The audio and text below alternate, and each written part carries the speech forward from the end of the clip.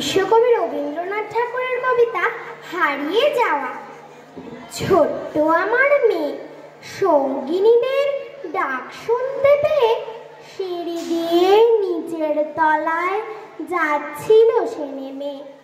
অন্ধকারে ভয়ে ভয়ে থেমে থেমে হাতে ছিল প্রদীপখানি, আঁচল দিয়ে আড়াল করে চলছিল সাবধানী।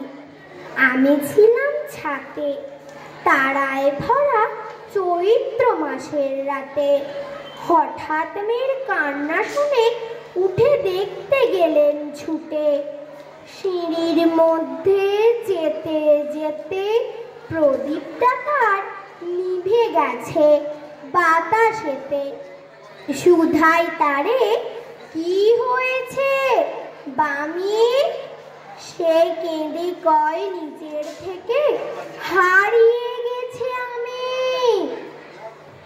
তারায় ভরা চৈত্র মাসের রাতে ফিরে গিয়ে ছাতে। মনে হলো আকাশ পানে চেয়ে আমার বামির মতোই যেন অমনি কে এক মেয়ে নীলাম্বরের আঁচল খানি ঘিরে।